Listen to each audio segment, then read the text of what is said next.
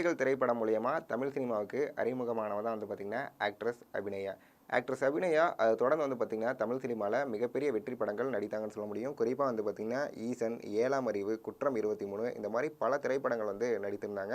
So அத தொடர்ந்து வந்து பார்த்தீங்கன்னா, இவங்களோட நடிப்புல கடைசியா வெளியான திரைப்படம் தான் வந்து பார்த்தீங்கன்னா, பனி. இந்த படம் வந்து பார்த்தீங்கன்னா, போத் மலையாளம் அண்ட் தெலுங்கு 2லயுமே வந்து பார்த்தீங்கன்னா, செம ஹிட் அடிச்சுச்சு அப்படின்னு நம்மளால சொல்ல முடியும். குறிப்பா வந்து பார்த்தீங்கன்னா, தமிழ்லயுமே இந்த படம் மிகப்பெரிய வெற்றி படமா ஆனது. இத தொடர்ந்து அவங்க அடுத்து நடிக்க இருக்க படம் தான் வந்து பார்த்தீங்கன்னா, மூக்குத்தி அம்மன் 2. இப்போ ஆக்ட்ரஸ் அபிநயா வந்து பார்த்தீங்கன்னா, இவ்வளோ ஷெட்யூல் பிஸியா இருந்தாலும் அவங்களுக்கு ஒரு சைடுல வந்து பார்த்தீங்கன்னா, மேரேஜ் நடந்திருக்கு. அதுவும் வந்து பார்த்தீங்கன்னா, நேத்து ஹைதராபாத்ல. ஸோ குறிப்பா வந்து பார்த்தீங்கன்னா, இவங்க கிட்டத்தட்ட வந்து பார்த்தீங்கன்னா, 9 வருடமா ஒரு நபர வந்து லவ் பண்ணி வந்திருக்காங்க. அந்த நபர தான் இப்போ வந்து பார்த்தீங்கன்னா, கரம் பிடித்திருக்காங்க அப்படிங்கிற ஒரு ஸ்வீட்டான விஷயம் நமக்கு வந்து கிடைச்சிருக்கு. இப்போ வந்து பார்த்தீங்கன்னா, ரசிகர்கள் எல்லாருமே வந்து பார்த்தீங்கன்னா, அபிநயா அவர்களுக்கு வாழ்த்துக்கள் தெரிவிக்கிறாங்க. அவங்களோட பர்ட்டிகுலர் போஸ்ட் வந்து பார்த்தீங்கன்னா, நெறைய பேருக்கு வந்து பார்த்தீங்கன்னா, இப்போ ட்விட்டர்லயும் சரி, இன்ஸ்டாகிராம்லயும் வந்து பார்த்தீங்கன்னா, ரொம்ப ட்ரெண்டிங்கா வந்து செஞ்சுட்டு இருக்காங்கன்னு சொல்ல முடியும்.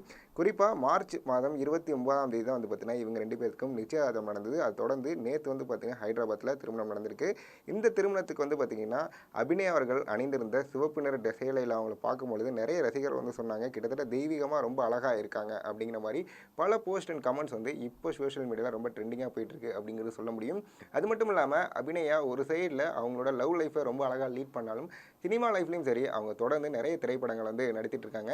இப்போ ரீசென்ட்டா வந்து பார்த்தீங்கன்னா, ஒரு படத்துல வந்து கமிட் ஆயிருக்காங்க. அந்த படம் வந்து பார்த்தீங்கன்னா, மூக்குத்தி அம்மன் 2. இந்த படத்துலயும் வந்து பார்த்தீங்கன்னா, ஒரு முக்கியமான லீட் ரோல்ல தான் வந்து பார்த்தீங்கன்னா, அபிநயா அவர்கள் வந்து பண்ணிட்டு இருக்காங்க.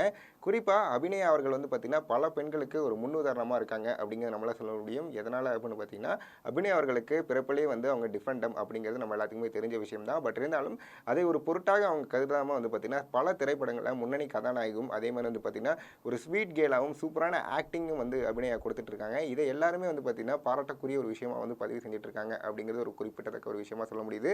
என்னதான் இருந்தாலும் 9 ஆண்டு ஒருத்தரை லவ் பண்ணி அவங்கள இப்போ கரம் பிடித்திருக்க அபிநயாவுக்கு நம்ம ஜெம் சினிமா சார்பா ஒரு வாழ்த்துக்களை தெரிவிச்சிடலாம்.